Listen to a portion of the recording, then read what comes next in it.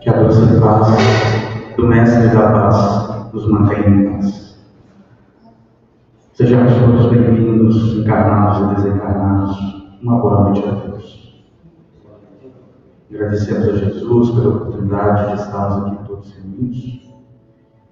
E para iniciar a nossa reunião, nós vamos fazer uma leitura e convido a nossa querida Isabel para fazer a leitura da noite de hoje. Isabel.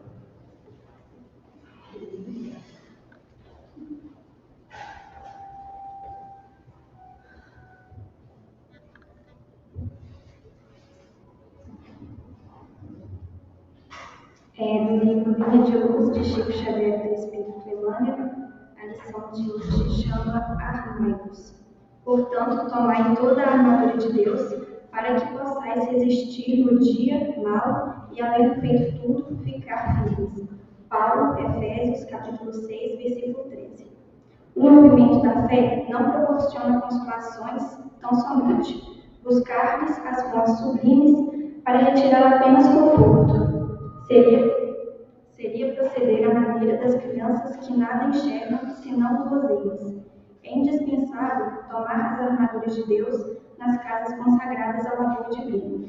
E lógico aproximar-se, o filho adulto, da presença paterna com a exclusiva preocupação de receber carinho. A mente juvenil necessita aceitar a educação construtiva que lhe é oferecida. Revestindo-se de poderes benéficos na ação incessante do bem, a fim de que os progenitores se sintam correspondidos na sua heróica dedicação. A sede de ternura palpita em todos os seres. Contudo, não se deve olvidar o trabalho que enrijece as energias comuns. A responsabilidade que define a posição justa e o esforço próprio que esmoberece o caminho. Em todos os tempos do pensamento religioso elevado, o Pai está oferecendo armaduras a seus filhos. Os crentes, num impulso louvável, podem entregar-se naturalmente às melhores expansões afetivas, mas não se esqueçam de que o Senhor lhes oferece instrumentos espirituais para a fortaleza de que necessitam, dentro da luta redentora. Somente de posses de semelhantes armaduras pode a alma resistir, nos maus dias da experiência terrestre, sustentando a serenidade própria nos instantes dolorosos e guardando-se na couraça da firmeza de Deus.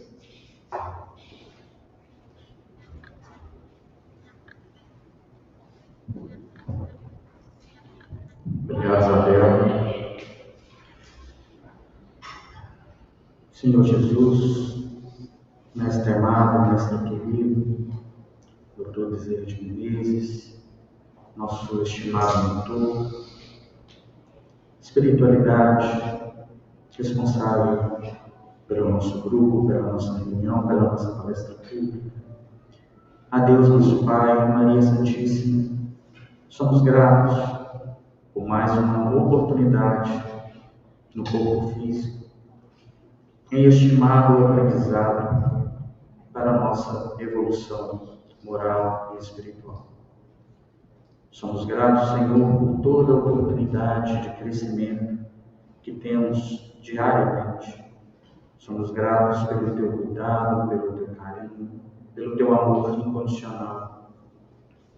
Gratos por enviar os Teus anjos na figura dos irmãos espirituais que nos acompanham, em especial o nosso guia, o nosso mentor, o nosso anjo da guarda, que está sempre nos conduzindo a melhores caminhos. Dá-nos, Senhor, a lucidez para escolher os melhores caminhos, os menos sofridos. Dá-nos, Senhor, a lucidez para colocar em prática o Teu Evangelho. Que as sementes que foram plantadas em nosso coração, em nossa alma, possam florescer e frutificar, e produzir novas sementes, e assim espalhando a boa nova a todo mundo. Agradecemos a presença de todos aqui, encarnados e desencarnados, em especial a presença do nosso estimado amigo Fernando, que veio nos trazer uma palavra de incentivo, de conforto e também de exortação. Que as palavras, que as lições estudadas hoje possam calar fundo em nossa alma e cada vez mais nos despertar para o dever que temos com a nossa própria elevação. Jesus nos abençoe sempre e que estejamos com os olhos e os ouvidos abertos e o entendimento apostos para o que for trazido para nós. E assim, em nome de Deus, de Jesus, nosso Mestre, de Maria Santíssima, da nossa coordenação espiritual, pedimos a permissão para iniciar a palestra de hoje, convidando nosso irmão Fernando a assumir o curso. Seja bem-vindo.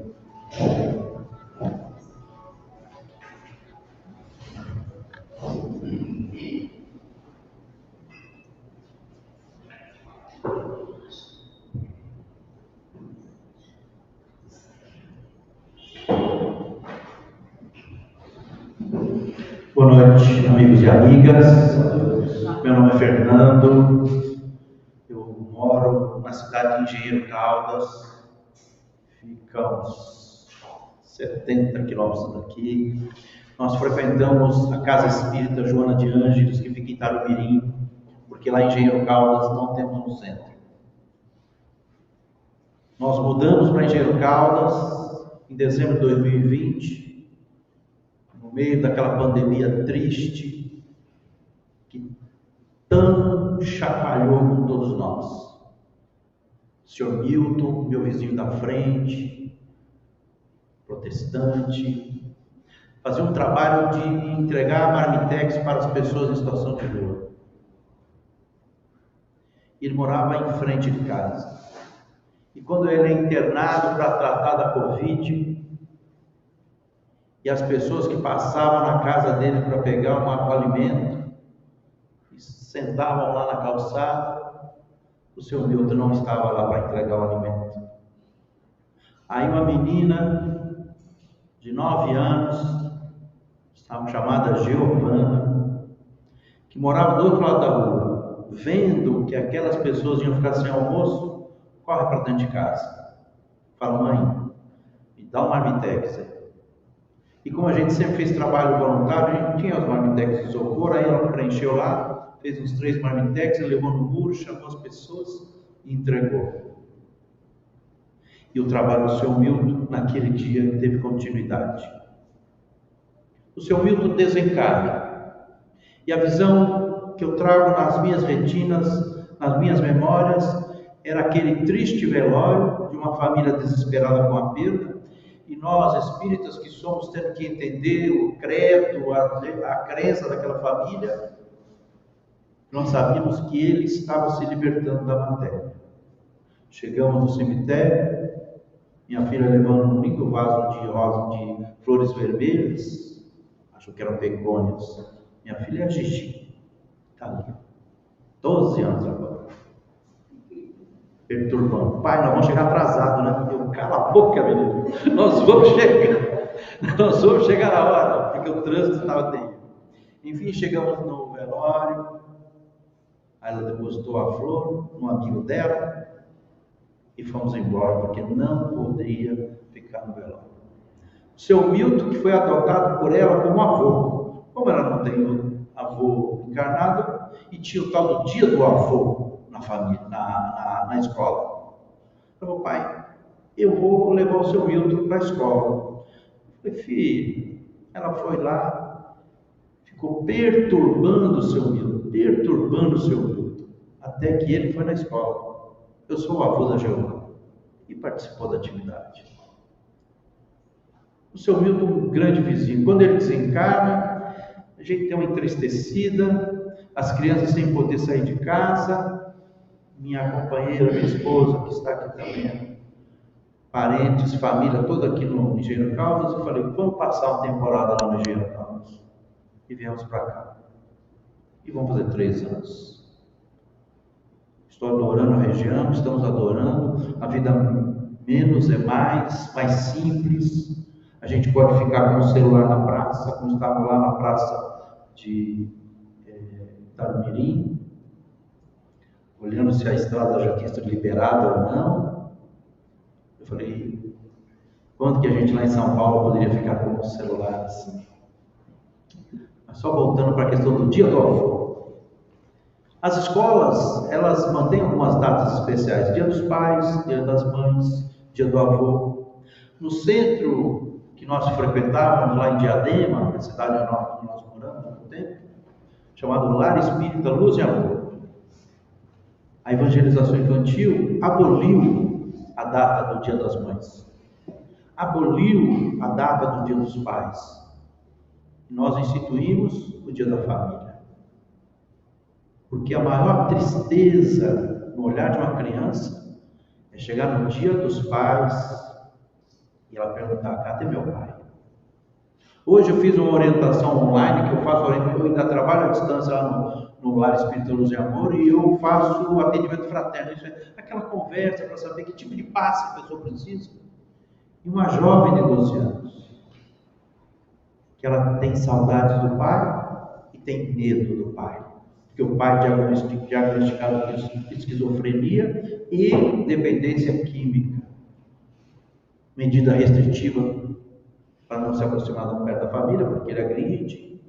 E ela fala, eu tenho saudade do meu pai, mas eu tenho medo de encontrar ele. Então no Dia dos Pais tem esse tipo de olhar, no Dia das Mães a mesma coisa. Então a gente instituiu o Dia da Família, porque lá no Evangelho segundo o Espiritismo, no capítulo de honrar pai e mãe, tem lá parentela material e parentela espiritual.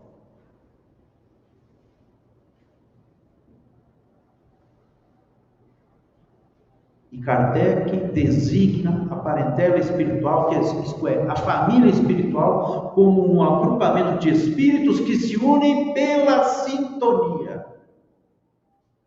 Aí eu quero lembrar Jesus, quando ele estava fazendo uma palestra, quando ele estava lá com a casa lotada, e chega Maria e os seus irmãos, que naquela época poderiam ser seus primos, poderiam ser outros filhos de Maria, e o Espiritismo não perde muito tempo para saber se Maria tinha outros filhos ou não. A gente deixa isso para outras pessoas. E Jesus fala, verdade, verdade, eis aqui minha mãe e meus irmãos, porque aquele que segue a vontade do meu Pai é minha mãe e é o meu irmão. E aí Jesus exemplificou ali que a verdadeira família é aquelas pessoas que se unem pelos laços da afinidade, da sintonia espiritual, daquele objetivo comum, e assim é no plano espiritual, famílias de músicos, de poetas, que se unem na espiritualidade. E tem um caso no livro Nosso Lar. É Nosso Lar? Deixa eu ver se é Nosso Lar. Eu tenho a colinha aqui, mas... Tobias, Hilda e Luciana. Nosso Lar, capítulo 38. André Luiz vai até a casa de Tobias e chega lá e encontra duas pessoas, a Luciana e a Hilda. E aí se apresentam, ô Tobias, tudo bem? Estou aqui só, né? Aí fala, minha esposa e minha esposa. Porque Tobias, quando estava encarnado, se casou com Luciana, passou um tempo, ela desencarnou, foi para o plano espiritual. E ele se casou com Hilda, que depois ambos desencarnaram e se encontraram no plano espiritual. E o André Luiz perguntou, como é que é o ciúme numa situação dessa? E aí o Tobias, com muita tranquilidade, junto com as duas companheiras, falou, aqui nós vivemos em harmonia, nós passamos dessa fase. Então, a família espiritual, ela se amplifica pela capacidade das pessoas se quererem bem. Se querem bem. E essa família espiritual, dela saem as pessoas para encarnar e formar uma família material. A nossa família material tem gente da família espiritual. E tem outros que necessariamente podem ser algumas pessoas que nós não temos afinidade nenhuma, mas que a sabedoria, a maravilhosa providência de Deus coloca essas pessoas juntinhos de nós, para que a gente possa o quê? Reconciliar enquanto estamos a caminho. Tinha um jovem que estava indo para o templo fazer lá o holocausto dele, isso é o sacrifício. E Jesus fala: volta, reconcilia-te com teu irmão enquanto estás a caminho.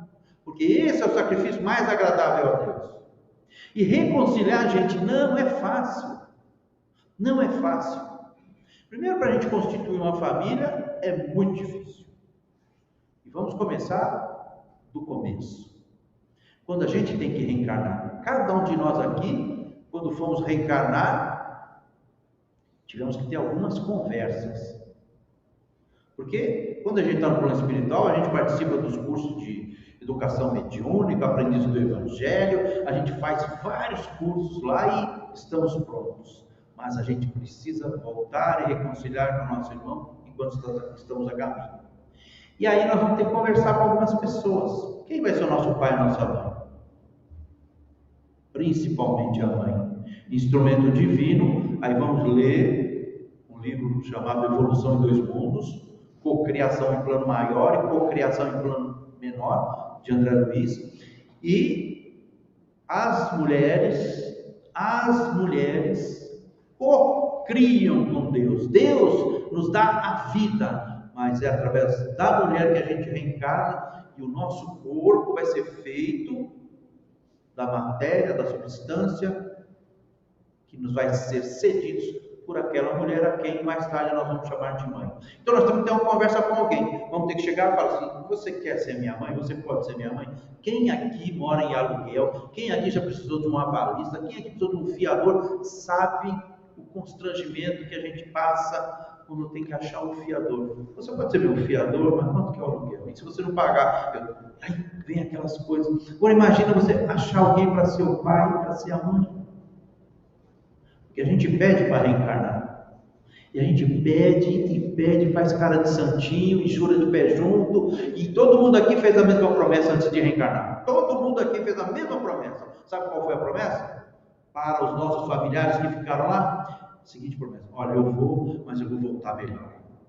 Eu vou ser espírita, eu vou dar passe, eu vou ser médium, eu vou fazer palestra, eu vou receber, eu vou falar, eu vou ser poeta, eu vou cantar, eu vou trabalhar, eu vou aguentar. Então Deus fala: não vai, meu filho. Mas aquela palestra que você vai falar sobre família, você vai passar 2h30 dentro do carro com a sua família, para você ir exercitando a sua paciência, né? E aí a gente vem, falou: meu Deus, como é que eu preciso chegar bem lá? E eu cheguei bem, graças a Deus, graças à minha família que me adorou. Porque quando a gente está numa família que todo mundo é gente boa, tem que fazer a seguinte pergunta: quem é a pessoa que tem que ser tratada? Quando todo mundo do nosso grupo familiar é tudo gente boa, o encrencado é a gente. Porque alguém vai estar ali. Porque no planeta de provas e expiações, quase todas as famílias já tem aquele que precisa de mais uma atenção. Aquele filho problema, aquele que já está com 38 anos de idade, morando na casa da gente. Não é o meu caso, porque o meu filho mais velho tem 26. Mora em São Paulo. Que está lá. A gente tem que perguntar o seguinte: quem foi essa pessoa na encarnação passada? Será que foi aquele que nós levamos todo o patrimônio embora? E nessa encarnação ele veio para pegar o que era dele de direito? Esse filho problema é problema por quê? É problema segundo que régua, que medida? Porque no planeta de provas e expiações somos todos semelhantes. E nas palavras de Paulo de Tarso, suportando-vos uns aos outros. Quer dizer, a gente vai suportando um ao outro. Então, na família, a gente tem que encontrar primeiro aquela pessoa que vai ser nossa mãe. E aí o espermatozoide vai fecundar o óvulo, vai começar a ter aquela multiplicação celular, e nós, em espírito, somos encaminhados, ligados pelo cordão fluídico, e aquele corpo vai ser feito segundo a nossa necessidade. Então, tem uns que vão ter 1,90 m, cabelos esvoaçantes. Os meus já se foram. Fiquei no 1,64 m, porque Deus sabe o que faz. Porque se eu, com a minha índole, impetuosidade, se eu fosse muito grande, eu não ia ter todos os momentos de reflexão que eu tive desde a escola, em que todo mundo zoava, não existia bullying naquela época. Então, eu era menor, gente. Eu com 15 anos eu tinha 1,49 m, 15 anos. Eu parecia que tinha 12. Né? Ainda bem, graças a Deus, obrigado, Senhor. Então eu, como não conseguia me defender fisicamente, eu tinha que me defender no argumento, nas palavras e nas amizades. Bom, então a gente encontra uma pessoa que vai ceder o envoltório, onde o nosso corpo físico vai ser feito, vai ser construído segundo as nossas necessidades, que estão lá plasmadas no nosso perispírito, e tudo que a gente fez vai se refletir ali. E a gente vai se entorpecendo, à medida que aquele corpo vai crescendo, a gente vai diminuindo, e graças a Deus, pela generosidade do Pai, pela misericórdia divina, a gente esquece tudo que aconteceu na encarnação passada, e só por isso já valeu a encarnação. Como a gente tem um novo cérebro, não temos lembranças. As nossas lembranças ficam lá no subconsciente. Vai ter que fazer muita hipnose para poder sacar as lembranças de lá. A nossa lembrança intelectual está lá. Mas a nossa lembrança afetiva, essa está na pele. Vem aquele parente, vê a criança que nasceu, a mãe coloca a criança no colo daquele parente, é um choro só. Aí vai no colo do outro, a criança até sorri. Volta para aquele parente, chora. Ele está com sono, está com cólica. Para dar uma explicação. Porque às vezes não bateu a sintonia, foram inimigos de encarnações passadas que nessa daqui vão estar no mesmo grupo familiar. Então a pessoa vai reencarnar aquele espírito antigo, com uma história maravilhosa, cheia de nuances, uma verdadeira novela mexicana. E aí, a arte sempre imita a vida. E aí, a gente vai encontrar, por exemplo, no Parque Novo Oratório, cidade de Santo André, no ABC Paulista. Eu era garoto e tinha 2 amigos meus, gêmeos idênticos. Loirinho, cabelos cacheados, pareciam 2 anjinhos. Só pareciam. Porque eles eram terríveis. Eles batiam todo mundo. E se batiam todos os dias. Gêmeos univitelinos, isso é idêntico. Você nunca sabia com quem você estava falando.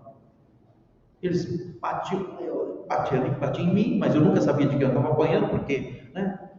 Então, todos os dias eles se brigavam, eles se odiavam. Uma família muito pobre. Naquela situação em que a roupa não é de um, a roupa é dos 2. O guarda-roupa é dos 2, o quarto é dos 2. E eles se odiavam. Até que um dia, um deles estava apanhando na rua de um apagão bem grande. E o seu irmão foi lá. Eu falei, agora eu acho que ele vai juntar com o outro para bater no irmão. Porque ele se odeia. Chegou lá e foi defender o irmão. Falou, ninguém bate no meu irmão. Olha só. O ódio de encarnações passadas. A incompatibilidade de gênios. Mas naquele momento, os elos da família falaram alto e ele foi em busca do auxílio do outro. E aí eu fico imaginando, eles se detestam, são infelizes com aquela vida que eles têm. Quando um olha para o outro, vê a si mesmo. Quando um olha no espelho para ver a si mesmo, vê a imagem do irmão. Deus é maravilhoso.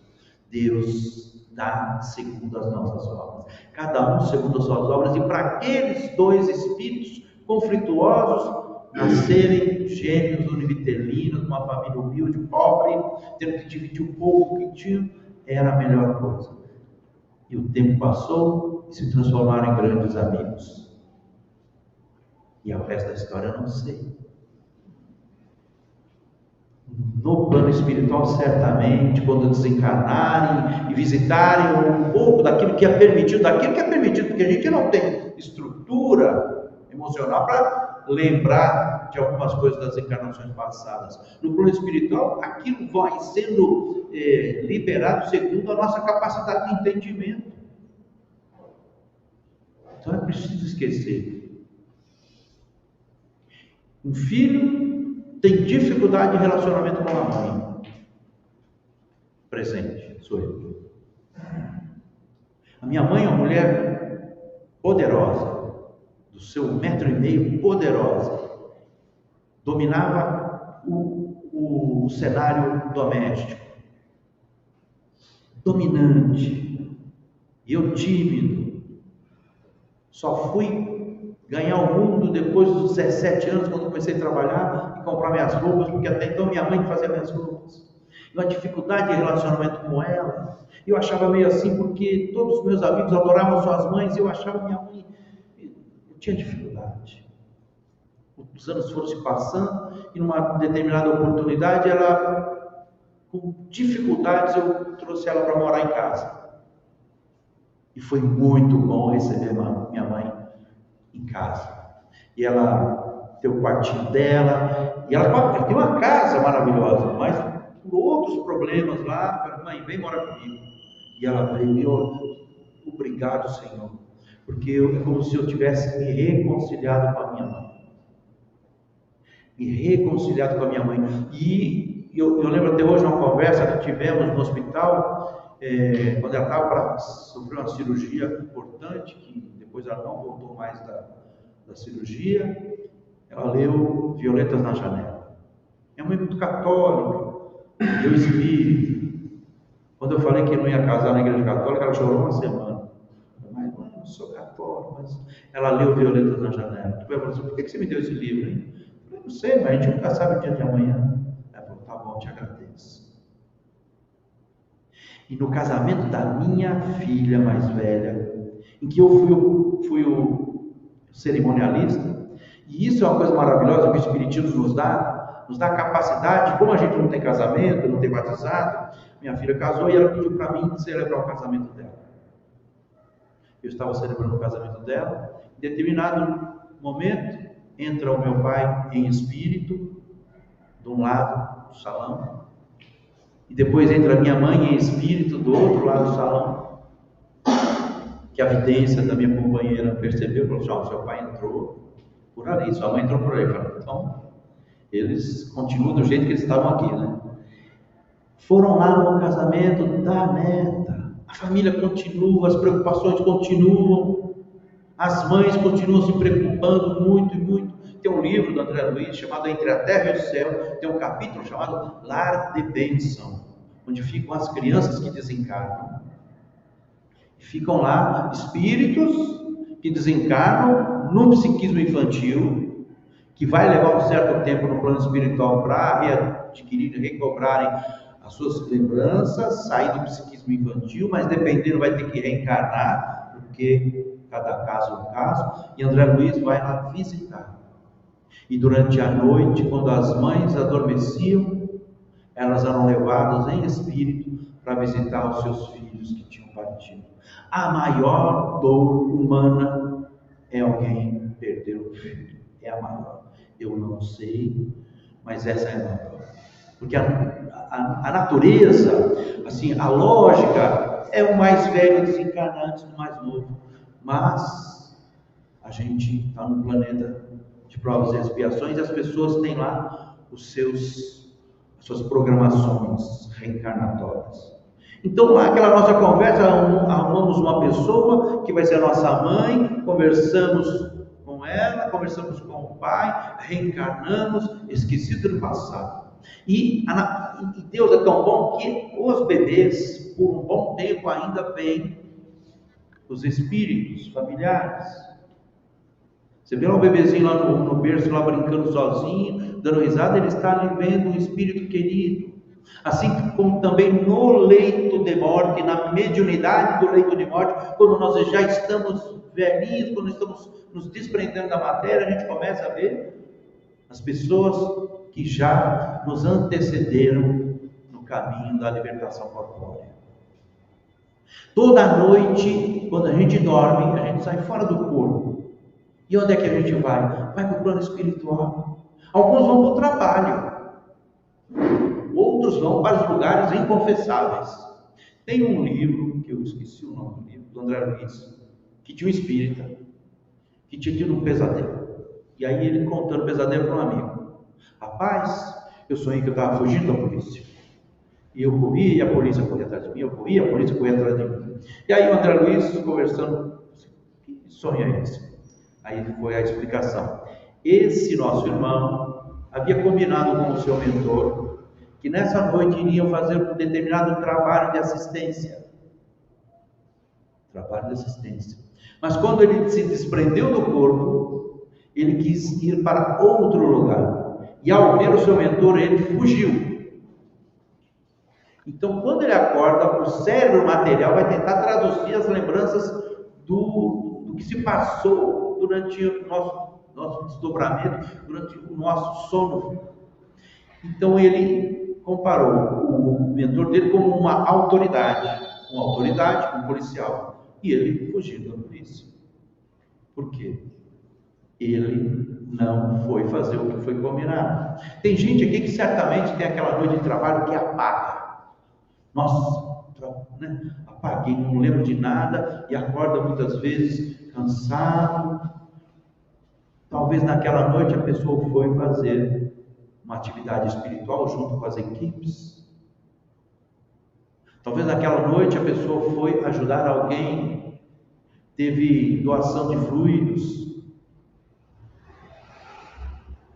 Se bem que a espiritualidade sempre nos realinha para que a gente acorde bem.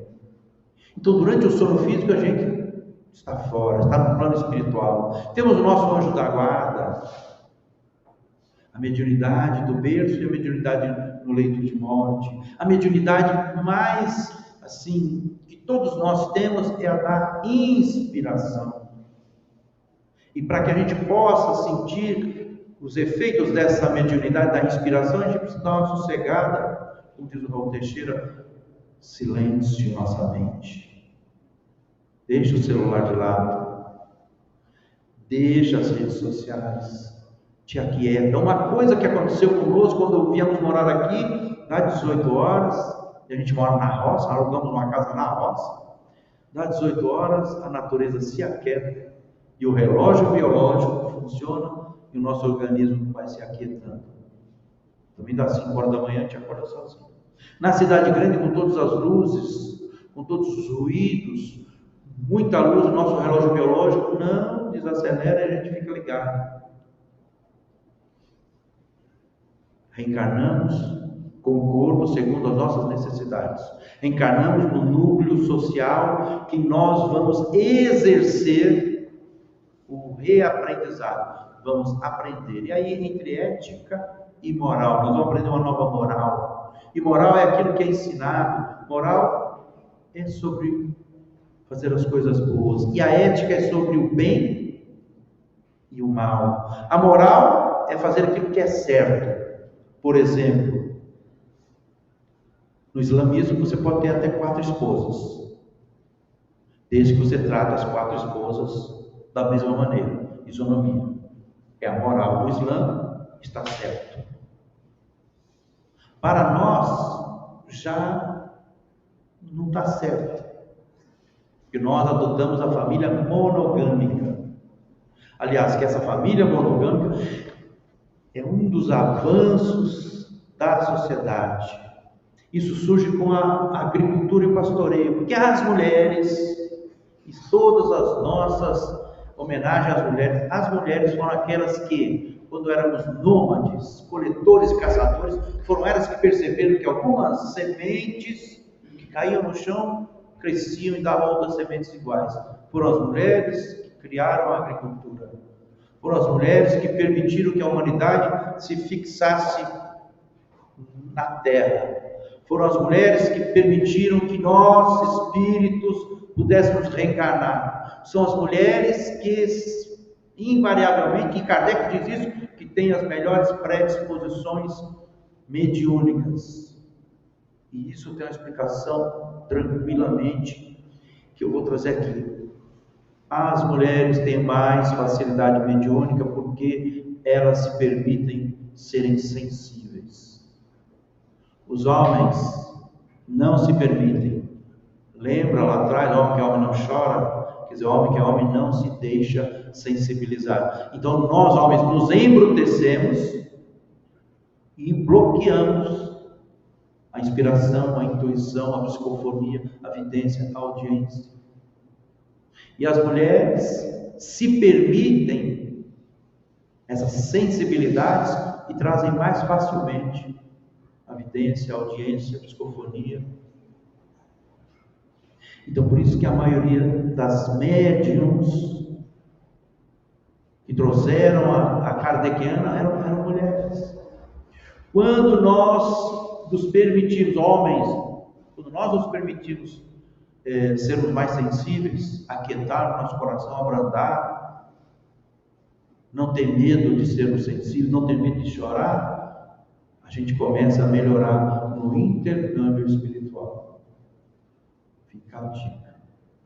Então, com as mulheres, a humanidade cresceu, produziu mais alimentos, se alimentou mais. Antigamente, antes do desenvolvimento da agricultura, os pequenos grupos nômades procuravam as melhores épocas de caça, de colheita, iam aqui, não podia ser um grupo muito grande.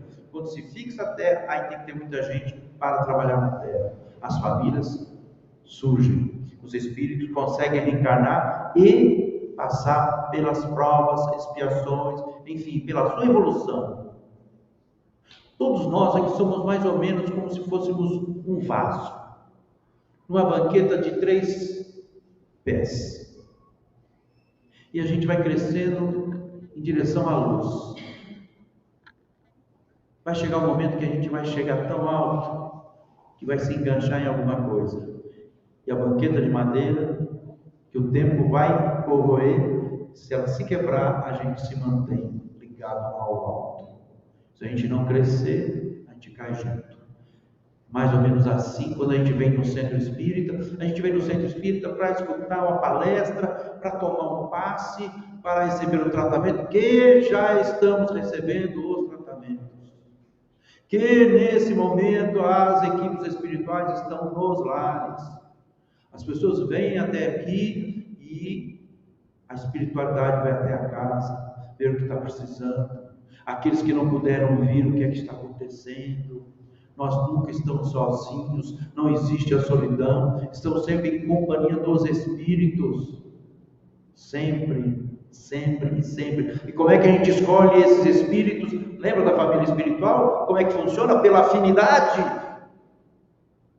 Essa nossa afinidade, nós que chamamos os espíritos para ficar perto de nós. Como é que a gente chama? Através do nosso pensamento. Que tipo de pensamento a gente tem? Eu sempre estou fazendo prece, estou sempre com bons pensamentos. Você está sempre trazendo bons espíritos. Estou sempre nervoso, estou sempre irado, estou sempre preocupado. Então, os bons espíritos estão aí, tentando falar contigo. E você não tem ouvidos de ouvir. Ouvidos de ouvir. Quero contar uma história. Numa aldeia da África, tinha um casal, recém-casado. Tinha um problema de relacionamento. Eles não se toleravam mais. E aí, mas durante o namoro foi um negócio tão bonito, durante o noivado tão bonito, casaram com seus problemas. Aí foram até o curandeiro. Chegou no curandeiro e falou: nós queremos uma poção para a gente parar de brigar. Nós queremos uma poção para a gente se tratar melhor. Aí o curandeiro falou: tá bom, vou fazer, mas eu preciso do ingrediente que vocês têm que ir lá buscar. Pois não pode ser. Eu preciso do fio do rabo do leão lá da savana. Vocês têm que tirar. Aí o casal falou para o curandeiro: mas o leão vai comer a gente, o leão vai atacar a gente.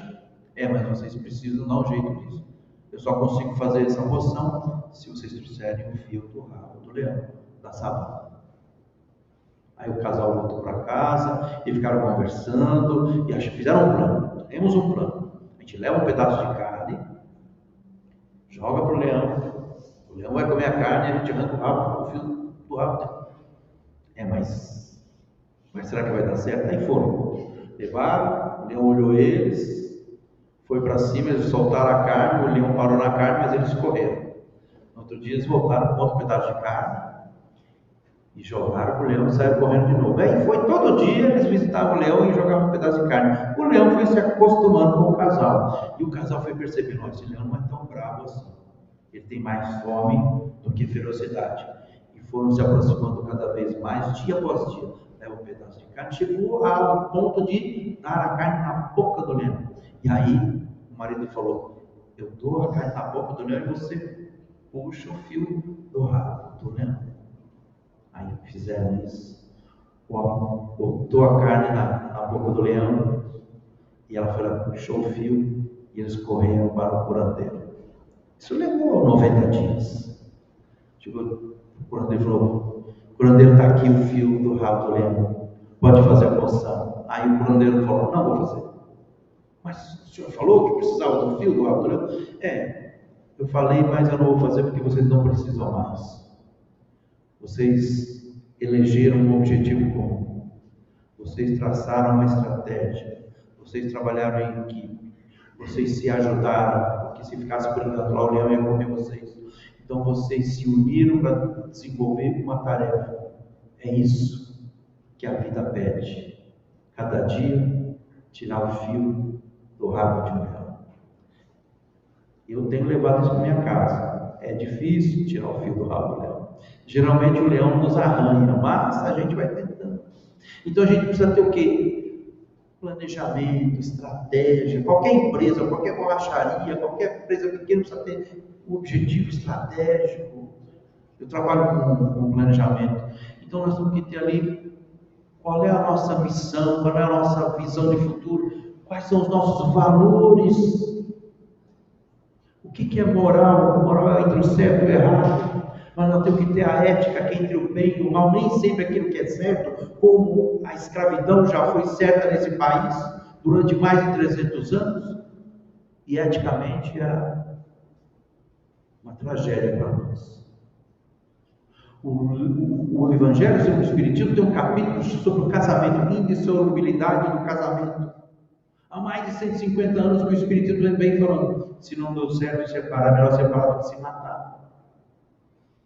Os casamentos de antigamente, a turma fala: não, os casamentos de antigamente eram para a vida toda. Era para a vida toda porque geralmente era uma pessoa sendo oprimida pela outra. Quando eu era garoto, lá no Parque Laboratório, em Santo André, tinha uma mulher que passava na rua, minha mãe falou assim: não pode falar com aquela mulher. Mas por quê? Ela está doente? Não, ela é desquitada. Tem gente aqui que não sabe o que significa isso, principalmente os mais jovens. Desquitada não deixava de ficar casado, não podia casar, não era um divórcio ainda. Então, era mal vista.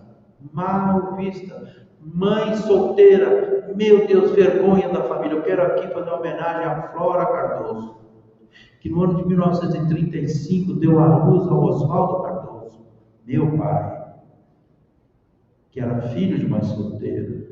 A história que contava para a família é que a minha avó se apaixonou por um palhaço de circo. Um circo que passou pela cidade. E depois foi embora e ela ficou com a criança sozinha. Uma história muito bonita para encobrir talvez uma relação extraconjugal de alguma pessoa que morava na cidade. Porque o palhaço não tem rosto, foi embora para o circo. E a minha avó sai do convívio dos seus amigos, dos seus vizinhos, e vai ter a criança, volta, e quem cuidou do meu pai foram meus bisavós, Bernardo e Maria, portugueses, muito rígidos. Meu pai nunca conheceu o pai dele. Na minha certidão de nascimento está lá, avô paterno, Risquinho, eu sou o neto do Risquinho. Então eu quero agradecer a minha avó, porque se a minha avó tivesse abortado, se a minha avó não é uma bênção, uma mulher maravilhosa. Então, os casamentos, as famílias da primeira metade do século XX, você tira uma fotografia, é o pai no centro, sentado, sisudo, a mulher de pé, aqueles 3, 4, 5 filhos, todo mundo quietinho. Tinha que ficar quieto, porque senão ficava borrado na máquina, ninguém sorria. O chefe da família era o homem. Hoje o chefe da família pode ser o homem, pode ser a mulher. Nós temos mais de 10 tipos de famílias em que há legislação, em que há julgamento. 10 tipos de famílias diferentes. Temos a família matrimonial, aquela que é um homem e uma mulher que se casam.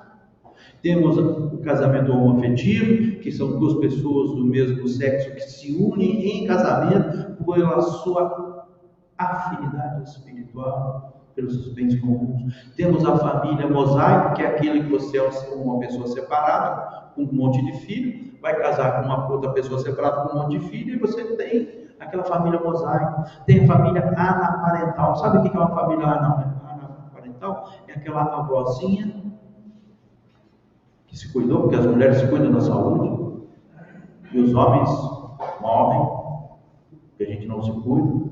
Então é aquela avózinha viúva, os filhos foram embora e ela mora sozinha. É família. Tem a família interespécie. Sabe o que é a família interespécie?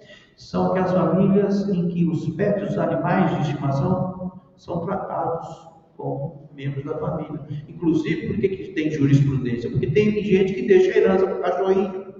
Aí, o juiz tem que fazer a vontade do testamento e estipular um tutor para cuidar dos bens daquele cachorrinho. Então, é a família interespécie. Existe jurisprudência nisso. Então, as famílias vão se constituindo hoje com muito mais liberdade. Muitos vão dizer, mas está uma loucura. Essas meninas, 13, 14 anos, vão ficando grávidas. Sim, porque nós vivemos uma repressão sexual de séculos e séculos e séculos. E agora é aquele efeito do estouro da boiada, não existem as liberdades, e a gente vai ter que conviver com trancos e barrancos, com essa liberalização. E se a família não for o núcleo social que vai passar valores para as meninas e para os meninos, não é a escola que vai conseguir isso. Os professores dizem, as famílias querem que a gente seja a segunda família, mas não teve nem a primeira. Então são crianças que são cuidadas pelos avós, que os pais estão ausentes ou porque foram embora, atrás de uma melhor condição de vida. Muitos dos Estados Unidos tentam trabalhar, mandam dinheiro, e aí o dinheiro cai, mas não é só o dinheiro. O que é ética? O que é moral? O que é o certo? O que é o correto? Quais são os valores? Jesus disse o seguinte, Jesus estava falando, conversando, aí chegou a molecada. Chegou aquela molecada, imagina. Foram lá, subiram em cima de Jesus, puxavam a túnica dele, queriam a atenção de Jesus. E os apóstolos começaram a brigar com as famílias, com as mulheres, tira essas crianças aqui, tira. E Jesus falou, não, deixai vir a mim os pequeninos, porque deles é o reino dos céus. Aqueles que se assemelham a eles é do reino dos céus. O que se assemelham a criança? No começo, nós nos espíritos reencarnamos no psiquismo infantil. Estamos recomeçando. Pode não dar muito certo, mas nós estamos tentando. E como a evolução ela não reflui, a gente sempre vai voltar melhor, cumprindo aquela promessa que cada um de nós fizemos quando estávamos prestes a encarnar. Eu vou voltar melhor. Então, Jesus diz, ai daqueles que impedirem as crianças de vir até mim. Então, tragam suas crianças ao centro espírita. Mas ele não entende nada. Não tem problema. Está sendo tratado. Mas ele dorme. Não tem problema. Tem adulto que dorme também. Meu pai era um. Levava o centro espírita e desligava. Né? Então, tragam as suas crianças. Façam o evangelho no lar. Reunião semanal. Reunião do evangelho no lar. Porque uma criança de 5, 6 anos, quando dá a sua opinião sobre determinado texto, e os adultos, pois não, é isso. Você está valorizando aquela criança, a autoestima da criança melhora. Lá em casa a gente faz o evangelho no lar. E o que você fala? Eu falo que o terceiro livro que o Kardec lançou foi o Evangelho segundo o Espiritismo. Que a gente reencarna. Então as crianças vão se apoderando, se empoderando, conhecendo que não tem inferno, que não tem céu. Que o reino dos céus não está aqui nem acolá, como diz Jesus, mas dentro do coração. O reino dos céus é uma construção íntima que a gente não faz sozinho, que a gente vai fazer com aquilo que a gente aprende do nosso pai, da nossa mãe, ou do adulto que nos cria. Porque o ser humano, diferentemente de todos os outros bichos da criação, um cavalo, quando nasce, com meia hora está correndo. Nós, quando nascemos, Nossa Senhora, se não tiver um adulto, nós morremos. Olha, a gente reencarna sem dente, sem cabelo. Alguns têm cabelo, eu já estou prejudicado. A gente reencarna, a gente não sabe falar, a gente depende totalmente do outro. A gente se vê numa sala iluminada, pendurado de ponta cabeça, apanha para chorar, para os pulmões funcionar. Essa é a nossa entrada no plano dos encarnados. E a gente vai aprender copiando o adulto, copiando o outro. Então, tem aquilo que a gente fala, mas tem aquilo que a gente faz. Então, a família é um espaço da gente ressocializar e transferir conhecimento. As crianças vão imitar os adultos, para o bem e para o mal. Em toda a literatura espírita, a família é sempre aquela célula de base de uma família maior que chama-se humanidade, e é onde nós visitamos as oportunidades de aprender. Oportunidades de aprender. E não existe o amanhã, não existe o ontem, o que resta é o agora. Então, aquele que tem um pai ou uma mãe, dá um abraço nele quando puder. Porque eu tenho uma saudade das mãos sujas e graxas do meu pai. Eu tenho uma saudade da carinha da minha mãe. E eu faço as minhas preces, só posso agradecer eles, porque hoje eu sou o que eu sou, muito em decorrência do que eu aprendi com eles. E até os 25 anos de idade que a gente está em crescimento emocional. Então não podemos cobrar dos jovens, dos adolescentes, uma maturidade que eles não têm. Por isso que a oficina sagrada da humanidade é a família.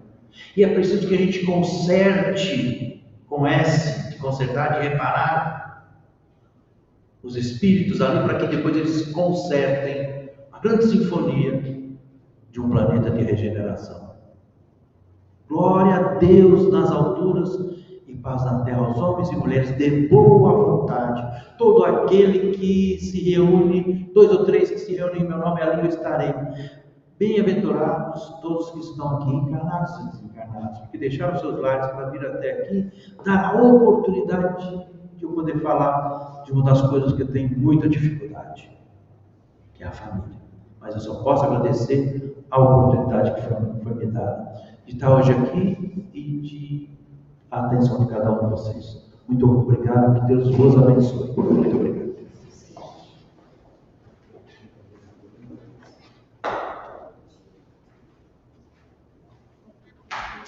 Que ensinamentos edificantes, né?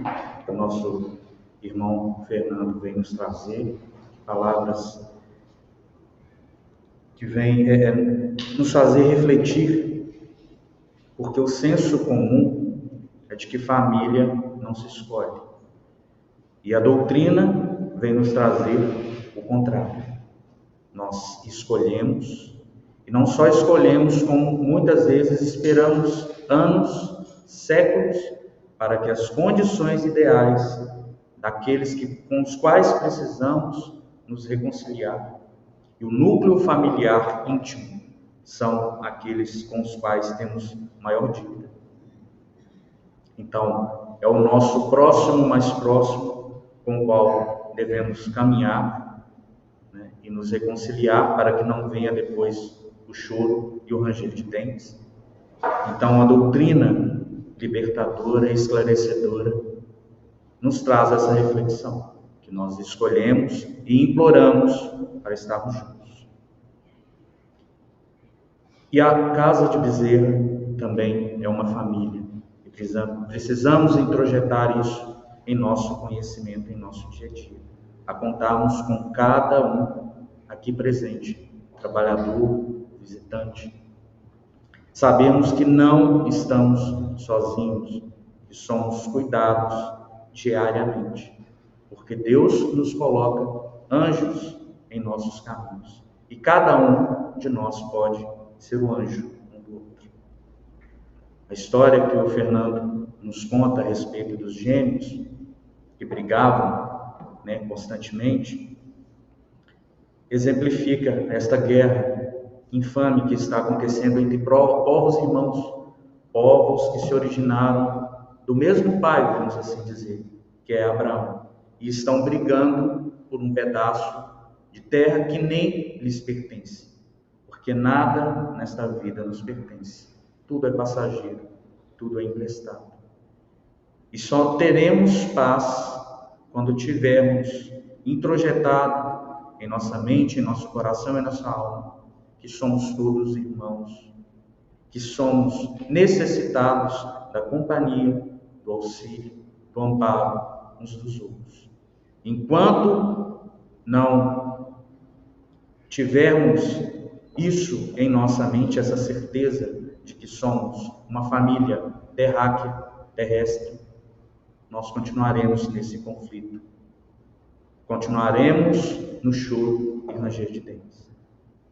Mas o Evangelho vem nos libertar disso e vem nos iluminar. Então que continuemos, que a casa continue com esse objetivo de iluminar consciências, de iluminar nossa mente.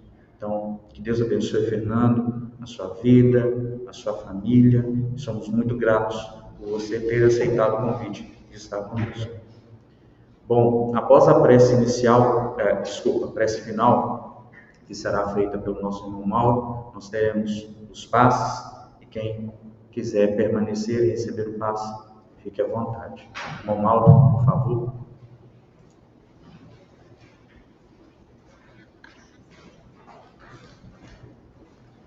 Bom, também quero agradecer muito ao nosso irmão Fernando, por ter deixado seu lar, sua cidade de Engenheiro Caldas, para nos presentear com essa palestra, cuja sua preleção nos prende muito, viu, Fernando? Muito boa, tá? Suas histórias, a sua direção da sua palestra, muito interessante. E só acrescentando aqui que nosso planeta Terra é uma grande escola, todos nós sabemos. Acho que é um dos maiores ensinamentos que o Espiritismo nos traz, que o mundo que vivemos é uma imensa escola. Eu me atreveria a comparar a nossa família, parentela corporal e a parentela espiritual, como uma pós-graduação dessa escola, cujas disciplinas principais é a compreensão, o amor e o perdão.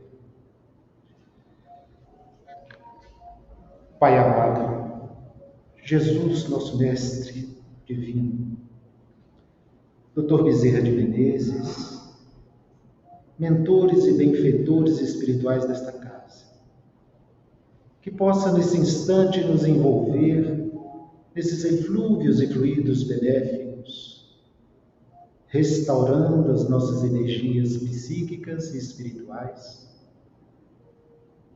nos envolvendo nesse amor fraterno, de paz, de luz e sabedoria.